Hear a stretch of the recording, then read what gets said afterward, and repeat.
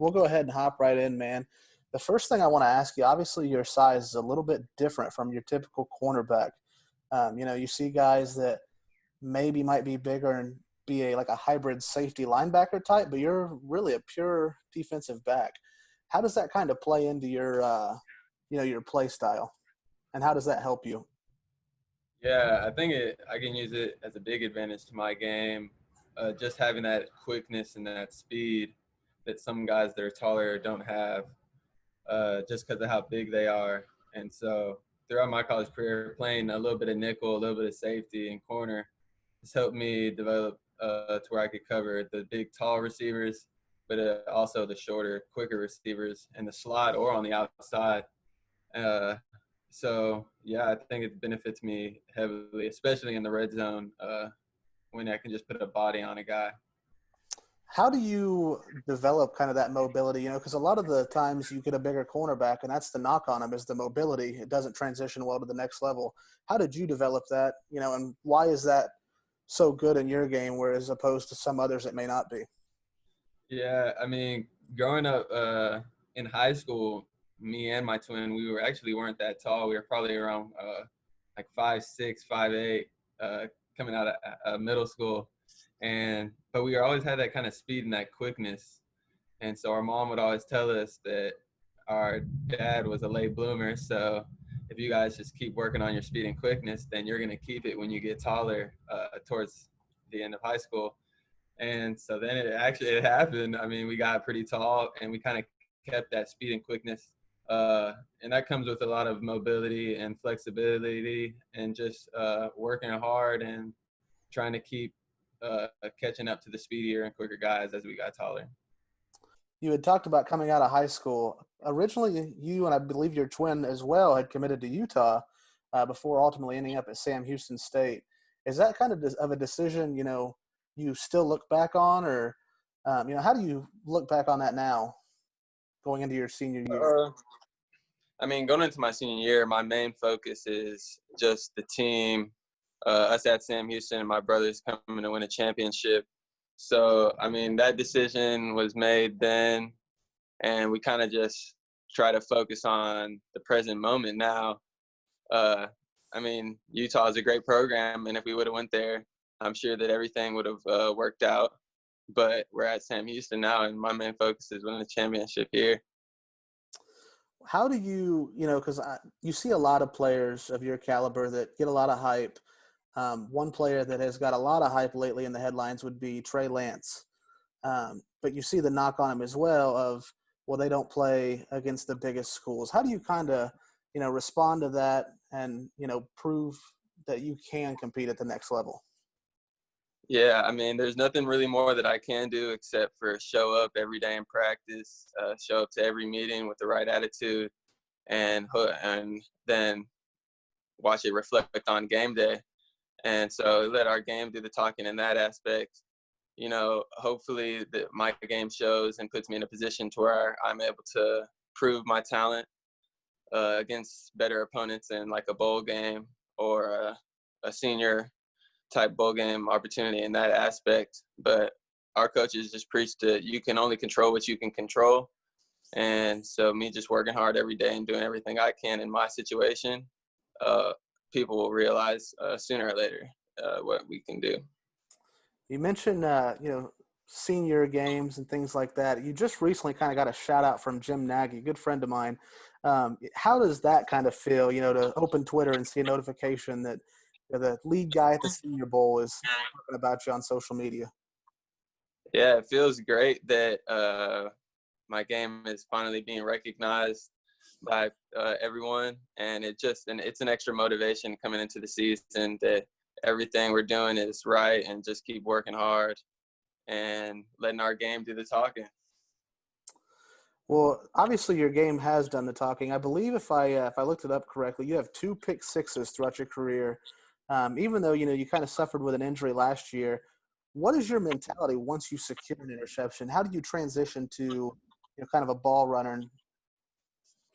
Yeah, so when the ball's in your hands, I mean, the first thing is just spatial awareness. We like to stay on the same side of the field that you caught the interception, in between the numbers and the hashes, high and tight, and just protecting the interception in general. And once your defense is blocking for you, at that point, it's just finding the open lanes, running the space, and getting in the end zone.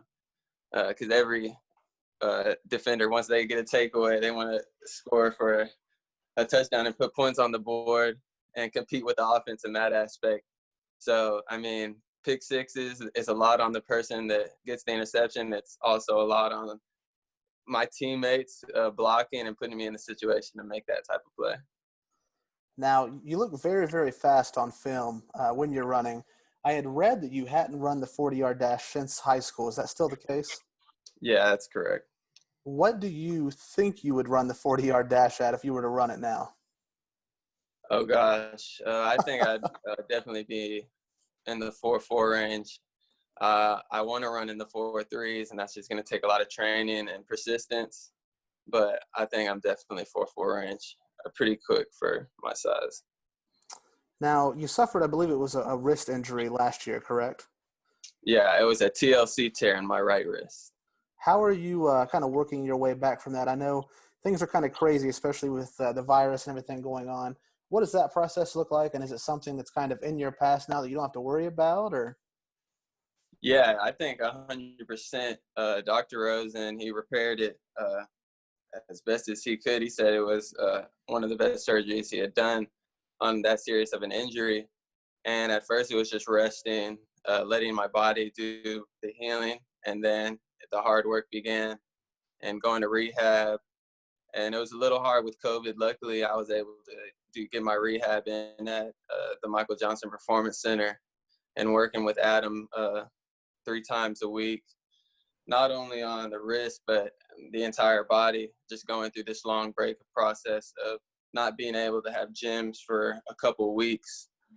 But the wrist has gotten rehabbed as best as it can, and I'm actually ahead schedule and looking forward to being back at 100% by the start of training camp. So I'm excited. My hurt wrist actually feels better than my healthy one, so that's a good problem to have there. Absolutely. Let me ask you this kind of on a grand scale of things. How do you think, fingers crossed, assuming we are going to have a season this year, how do you think this whole situation over the summer is going to impact, teams as a whole going into the fall? Yeah, I think it could impact in, a really good way or a bad way. I think the leaders on the team are doing a great job, as well as the coaching staff and the leadership above, in handling the situation and bringing back limited guys because of the virus, not rushing into things. And it's putting a lot on the players' backs to just hold each other accountable to getting work off the field. Because, if you're not putting in work and off the field, sorry about that. No, you're good, man. Then when you come back and you go into a sport that's as hard as football, it's going to be hard on your body. You're going to start seeing a lot of more injuries and stuff. So I think just staying on guys, keeping them, telling them that working out will help them in their take care of their bodies, so that when we come back, we can go full speed into the season. Obviously, your twin brother is on the team. How's that, playing with your brother? Do you guys kind of compete with each other, one-up plays and stats, or is it just kind of we're going to go out there and whatever happens, happens? Oh, yeah. We love playing with each other and competing with each other and with everybody on the defense. Tristan's our high safety, so looking back there, knowing that I have him behind me is something that I've had a blessing to have for my entire life, playing on the same defense as him. And us being on the same page and always knowing relatively what we're always in each other's heads, it helps a lot in the trust factor and being able to just play the defense the way it's meant to be played. I'll do my job, you do your job, and if we are all doing our job together, then we'll get the best result. Now, is it true that originally you had wanted to play safety and he had wanted to play cornerback?